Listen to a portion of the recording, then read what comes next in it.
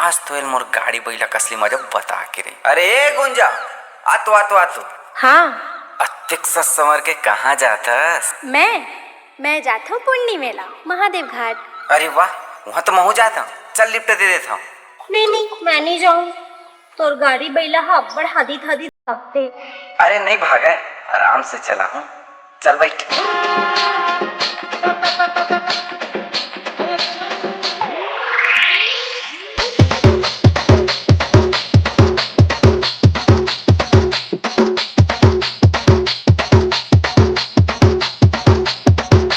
DJ Chhotu लावर।